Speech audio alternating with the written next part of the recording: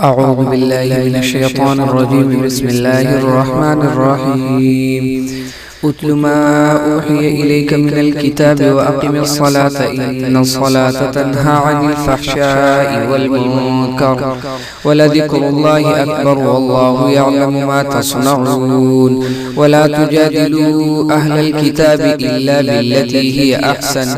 إلا الذين ظلموا منهم وقولوا آمنا بالذي أنزل إلينا وأنزل إليكم وإلهنا وإلهكم واحد ونحن له مسلمون. وكذلك أنزلنا إليك الكتاب فالذين آتيناهم الكتاب يؤمنون به ومن هؤلاء من يؤمن به وما يجحد بآياتنا إلا الكافرون. وما كنت تتلو من قبله من كتاب ولا تخطه بيمينك إذا لارتاب المبطلون بل هو آيات بينات في صدور الذين أوتوا العلم وما يجحد بآياتنا إلا الظالمون. وقالوا لولا أنزل عليه آيات من ربه قل إنما الآيات عند الله وإنما أنا نذير مبين. أولم يكفهم أنا أنزلنا عليك الكتاب يتلى عليهم إن في ذلك لرحمة وذكرى لقوم يؤمنون. قل كفى بالله بيني وبينكم شهيدا يعلم ما في السماوات والأرض والذين آمنوا بالباطل وكفروا بالله أولئك هم الخاسرون. ويستعجلونك بالعذاب ولولا أجل مسمى لجاءهم العذاب وليأتينهم بغتة وهم لا يشعرون. يستعجلونك بالعذاب وإن جهنم لمحيطة بالكافرين يوم يغشاهم العذاب من فوقهم ومن تحت أرجلهم ويقول ذوقوا ما كنتم تعملون. يا عبادي الذين آمنوا إن أرضي واسعة فإياي فاعبدون. كل نفس ذائقة الموت ثم إلينا ترجعون. والذين آمنوا وعملوا الصالحات لنبوئنهم من الجنة غرفا تجري من تحتها الأنهار خالدين فيها نعم أجر العاملين الذين صبروا وعلى ربهم يتوكلون. وكأي من دابة لا تحمل رزقها الله يرزقها وإياكم وهو السميع العليم. ولئن سألتهم من خلق السماوات والأرض وسخر الشمس والقمر ليقولن الله فأنى يؤفكون. الله يبسط الرزق لمن يشاء من عباده ويقدر له إن الله بكل شيء عليم. ولئن سألتهم من نزل من السماء ماء فأحيا به الأرض من بعد موتها ليقولن الله قل الحمد لله بل أكثرهم لا يعقلون. وما هذه الحياة الدنيا إلا لهو ولعب وإن الدار الآخرة لهي الحيوان لو كانوا يعلمون. فإذا ركبوا في الفلك دعوا الله مخلصين له الدين فلما نجاهم إلى البر إذا هم يشركون ليكفروا بما آتيناهم وليتمتعوا فسوف يعلمون. أولم يروا أنا جعلنا حرما آمنا ويتخطف الناس من حولهم أفبالباطل يؤمنون وبنعمة الله يكفرون. ومن أظلم ممن افترى على الله كذبا أو كذب بالحق لما جاءه أليس في جهنم مثوى للكافرين. والذين جاهدوا فينا لنهدينهم سبلنا وإن الله لمع المحسنين. بسم الله الرحمن الرحيم. ألف لام ميم. غلبت الروم في أدنى الأرض وهم من بعد غلبهم سيغلبون في بضع سنين لله الأمر من قبل ومن بعد ويومئذ يفرح المؤمنون بنصر الله ينصر من يشاء وهو العزيز الحكيم. وعد الله لا يخلف الله وعده ولكن أكثر الناس لا يعلمون ظاهرا من الحياة الدنيا وهم عن الآخرة هم غافلون. أولم يتفكروا في أنفسهم ما خلق الله السماوات والأرض وما بينهما إلا بالحق وأجل مسمى وإن كثيرا من الناس بلقاء ربهم لكافرون. أولم يسيروا في الأرض فينظروا كيف كان عاقبة الذين من قبلهم كانوا أشد منهم قوة وأثاروا الأرض وعمروها أكثر مما عمروها وجاءتهم رسلهم بالبينات فما كان الله ليظلمهم ولكن كانوا أنفسهم يظلمون. ثم كان عاقبة الذين أساءوا السوء أن كذبوا بآيات الله وكانوا بها يستهزئون. الله يبدأ الخلق ثم يعيده ثم إليه ترجعون. ويوم تقوم الساعة يبلس المجرمون ولم يكن لهم من شركائهم شفعاء وكانوا بشركائهم كافرين. ويوم تقوم الساعة يومئذ يتفرقون فأما الذين آمنوا وعملوا الصالحات فهم في روضة يحبرون وأما الذين كفروا وكذبوا بآياتنا ولقاء الآخرة فأولئك في العذاب محضرون. فسبحان الله حين تمسون وحين تصبحون وله الحمد في السماوات والأرض عشيا وحين تظهرون. يخرج الحي من الميت ويخرج الميت من الحي ويحيي الأرض بعد موتها وكذلك تخرجون. ومن آياته أن خلقكم من تراب ثم إذا أنتم بشر تنتشرون. ومن آياته أن خلق لكم من أنفسكم أزواجا لتسكنوا إليها وجعل بينكم مودة ورحمة إن في ذلك لآيات لقوم يتفكرون. ومن آياته خلق السماوات والأرض واختلاف ألسنتكم وألوانكم إن في ذلك لآيات للعالمين. ومن آياته منامكم بالليل والنهار وابتغاؤكم من فضله إن في ذلك لآيات لقوم يسمعون. ومن آياته يريكم البرق خوفا وطمعا وينزل من السماء ماء فيحيي به الأرض بعد موتها إن في ذلك لآيات لقوم يعقلون. ومن آياته أن تقوم السماء والأرض بأمره ثم إذا دعاكم دعوة من الأرض إذا أنتم تخرجون. وله من في السماوات والأرض كل له قانتون. وهو الذي يبدأ الخلق ثم يعيده وهو أهون عليه وله المثل الأعلى في السماوات والأرض وهو العزيز الحكيم. ضرب لكم مثلا من أنفسكم هل لكم مما ملكت أيمانكم من شركاء فيما رزقناكم فأنتم فيه سواء تخافونهم كخيفتكم أنفسكم كذلك نفصل الآيات لقوم يعقلون. بل اتبع الذين ظلموا أهواءهم بغير علم فمن يهدي من أضل الله وما لهم من ناصرين. فأقم وجهك للدين حنيفا فطر الله التي فطر الناس عليها لا تبديل لخلق الله ذلك الدين القيم ولكن أكثر الناس لا يعلمون. منيبين إليه واتقوه وأقيموا الصلاة ولا تكونوا من المشركين من الذين فرقوا دينهم وكانوا شيعا كل حزب بما لديهم فرحون. وإذا مس الناس ضر دعوا ربهم منيبين إليه ثم إذا أذاقهم منه رحمة إذا فريق منهم بربهم يشركون ليكفروا بما آتيناهم فتمتعوا فسوف تعلمون. أم أنزلنا عليهم سلطانا فهو يتكلم بما كانوا به يشركون. وإذا أذقنا الناس رحمة فرحوا بها وإن تصبهم سيئة بما قدمت أيديهم إذا هم يقنطون. أولم يروا أن الله يبسط الرزق لمن يشاء ويقدر إن في ذلك لآيات لقوم يؤمنون. فآت ذا القربى حقه والمسكين وابن السبيل ذلك خير للذين يريدون وجه الله وأولئك هم المفلحون وما آتيتم من ربا ليربو في أموال الناس فلا يربو عند الله وما آتيتم من زكاة تريدون وجه الله فأولئك هم المضعفون الله الذي خلقكم ثم رزقكم ثم يميتكم ثم يحييكم هل من شركائكم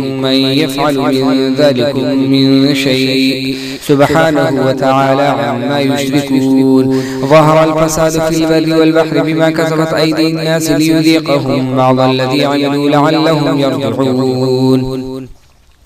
قل سيروا في الأرض فانظروا كيف كان عاقبة الذين من قبل كان أكثرهم مشركين فأقم وجهك للدين القيم من قبل أن يأتي يوم لا مرد له من الله يومئذ يصدعون من كفر فعليه كفره ومن عمل صالحا فلأنفسهم يمهدون ليجزي الذين آمنوا وعملوا الصالحات من فضله إنه لا يحب الكافرين ومن آياته أن يرسل الرياح مبشرات وليذيقكم من رحمته ولتجري الفلك بأمره ولتبتغوا من فضله ولعلكم تشكرون ولقد أرسلنا من قبلك رسلا إلى قومهم فجاءوهم بالبينات فانتقمنا من الذين أجرموا وكانوا حقا علينا نصر المؤمنين الله الذي يرسل الرياح فتثير سحابا فيبسطه في السماء كيف يشاء ويجعله كسفا فترى الودق يخرج من خلاله فإذا أصاب به من يشاء من عباده إذا هم يستبشرون وإن كانوا من قبل أن ينزل عليهم من قبله لمبلسين فانظر إلى آثار رحمة الله كيف يحيي الأرض بعد موتها إن ذلك لمحيي الموتى وهو على كل شيء قدير ولئن أرسلنا ريحا فرأوه مصفرا لظلوا من بعده يكفرون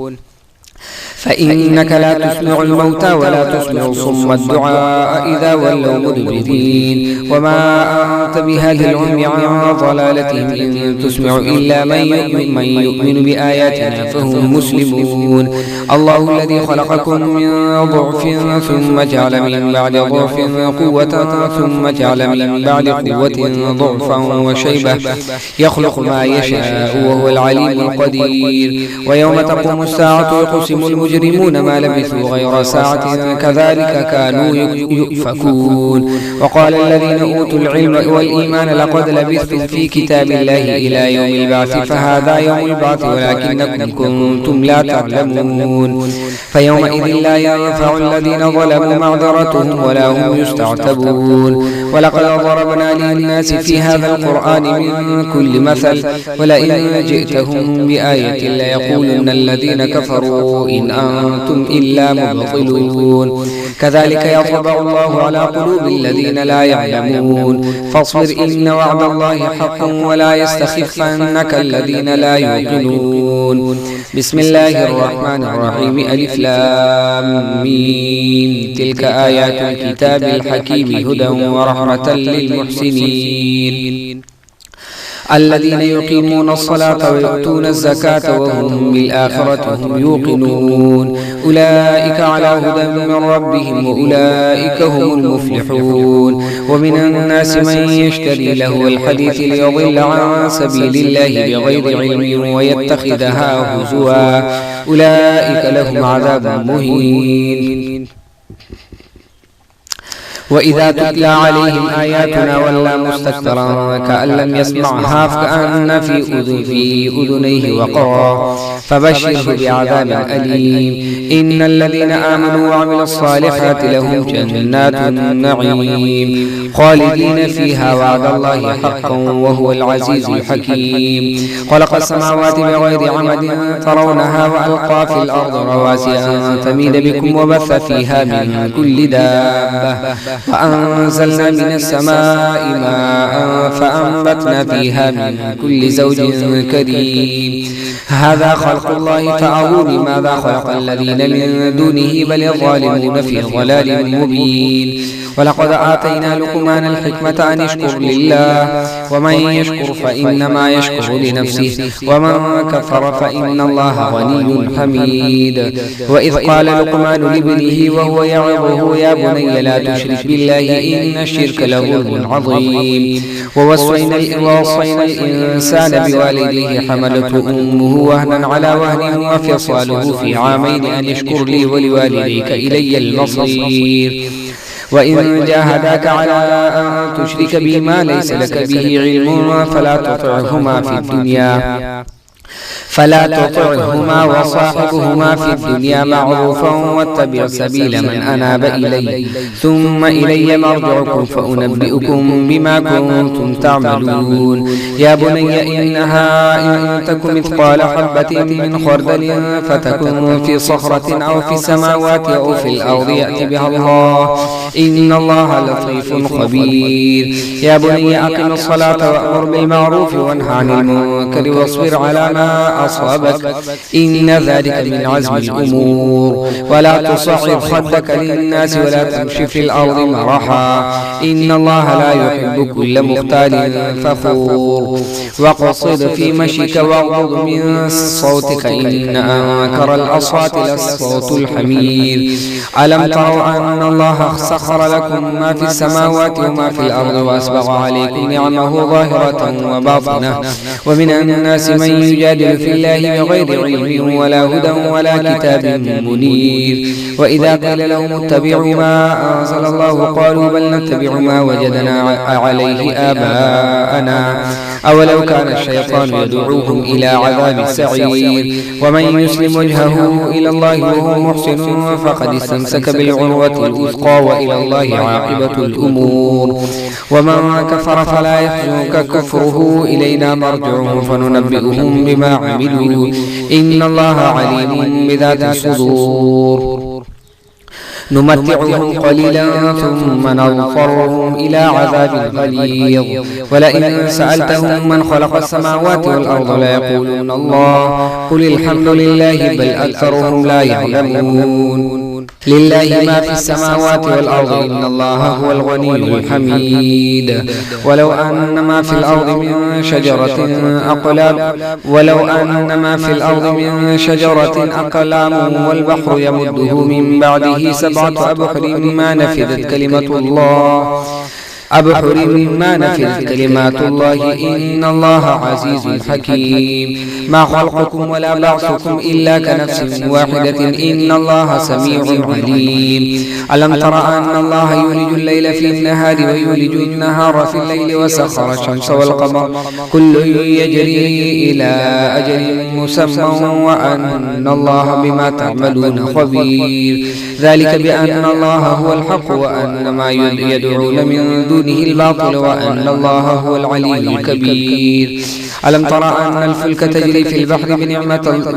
الله ليريكم من آياته إن في ذلك الآيات لكل صبار شكور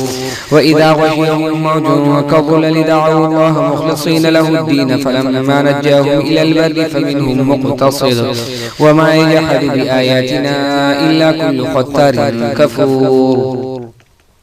يا أيها الناس اتقوا ربكم واخشوا يوما لا يجزي والد عن ولده ولا مولود هو جاز عن والده شيئا إن وعد الله حق فلا تغرنكم الحياة الدنيا ولا يغرنكم بالله الغرور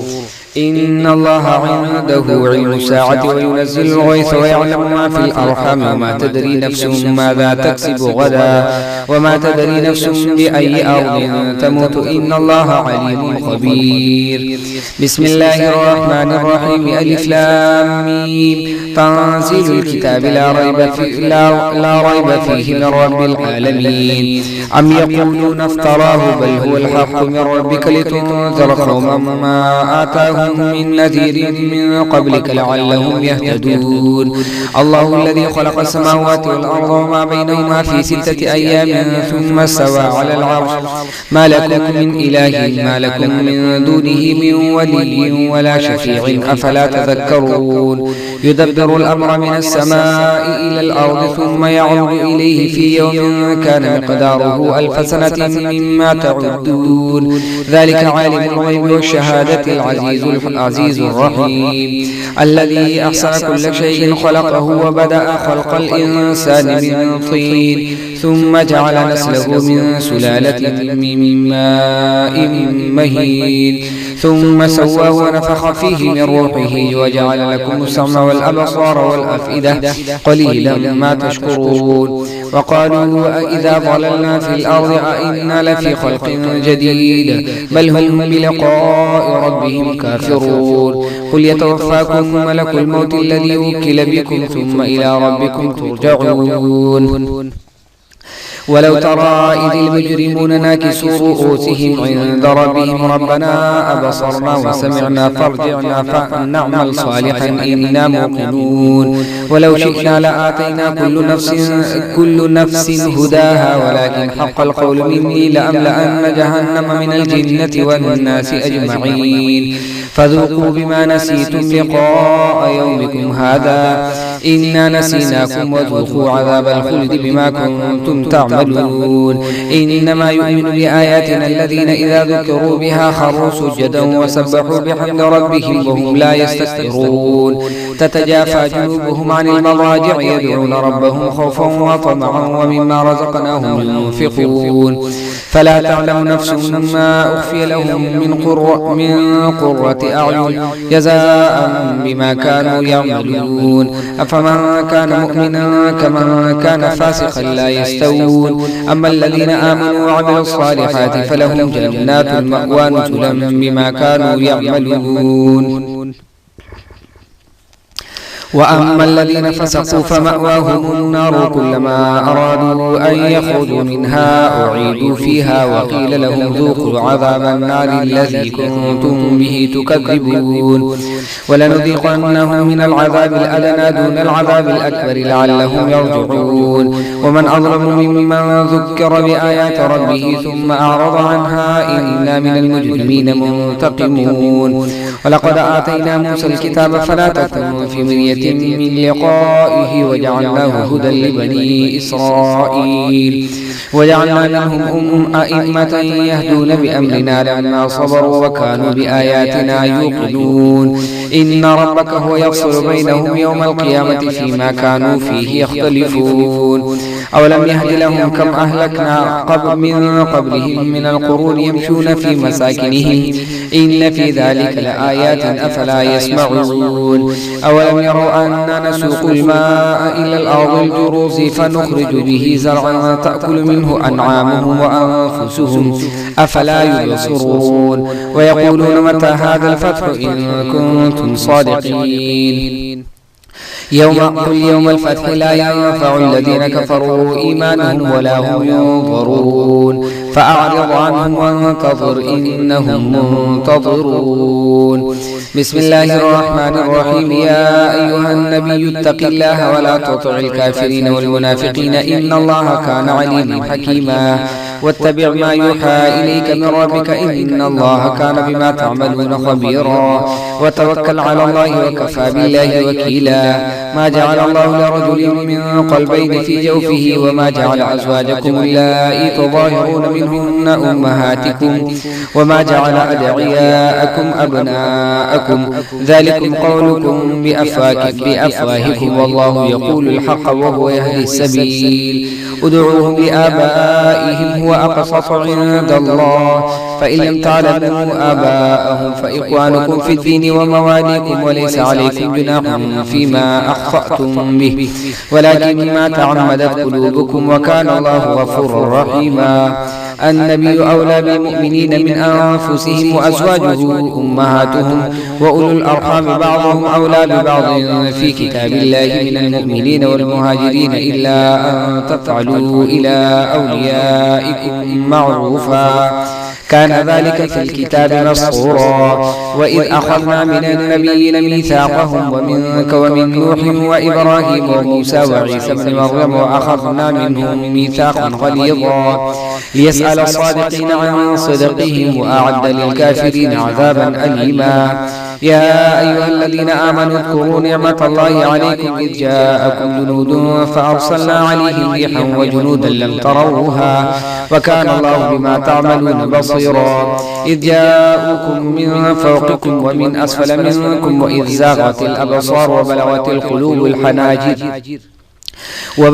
القلوب الحناجر وتظنون بالله الظنونا. هنالك ابتلي المؤمنون وزلزلوا زلزالا شديدا. وإذ يقول المنافقون والذين في قلوبهم مرض ما وعدنا الله ورسوله إلا غرورا. وإذ قال طائفة منهم يا أهل يثرب لا مقام لكم فارجعوا ويستأذن فريق منهم النبي يقولون إن بيوتنا عورة وما هي بعورة إن يريدون إلا فرارا. ولولا دخلت عليهم من أقطارها ثم سئلوا الفتنة لآتوها وما تلبثوا بها إلا يسيرا. ولقد كانوا عاهدوا الله من قبل لا يولون الأدبار وكان عهد الله مسؤولا. قل لن ينفعكم الفرار إن فررتم من الموت أو القتل وإذا لا تمتعون إلا قليلا. قل من ذا الذي يعصمكم من الله إن أراد بكم سوءا أو أراد بكم رحمة ولا يجدون لهم من دون الله وليا ولا نصيرا.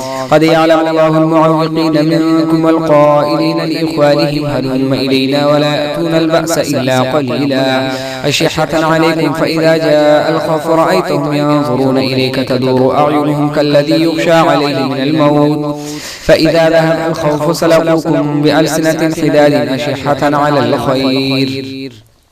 أولئك لم يؤمنوا فأحبط الله أعمالهم وكان ذلك على الله يسيرا. يحسبون الأحزاب لم يذهبوا وإن يأتي الأحزاب يود لو أنهم بادون في الأعراب يسألون عن أنبائكم ولو كانوا فيكم ما قاتلوا إلا قليلا. لقد كان لكم في رسول الله أسوة حسنة لمن كان يرجو الله واليوم الآخر وذكر الله كثيرا. ولما رأى المؤمنون الأحزاب قالوا هذا ما وعدنا الله ورسوله وصدق الله ورسوله وما زادهم إلا إيمانا وتسليما.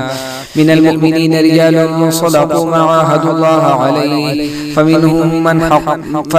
من قضى نحبه ومنهم من ينتظر وما بدلوا تبديلا. ليجزي الله الصادقين بصدقهم ويعذب المنافقين إن شاء أو يتوب عليهم إن الله كان غفورا رحيما. ورد الله الذين كفروا بغيظهم لم ينالوا خيرا وكفى الله المؤمنين القتال وكان الله قويا عزيزا. وأنزل الذين ظاهروهم من أهل الكتاب من صياصيهم وقذف في قلوبهم الرعب فريقا تقتلون وتأسرون فريقا وأورثكم أرضهم وديارهم وأموالهم وأرضا لم تطئوها وكان الله على كل شيء قديرا. يا أيها النبي قل لأزواجك إن كنتن تردن الحياة الدنيا وزينتها فتعالين أمتعكن وأسرحكن سراحا جميلا. وإن كنتن تردن الله ورسوله والدار الآخرة فإن الله أعد للمحسنات منكن أجرا عظيما. يا نساء النبي من يأت منكن بفاحشة مبينة يضاعف لها العذاب ضعفين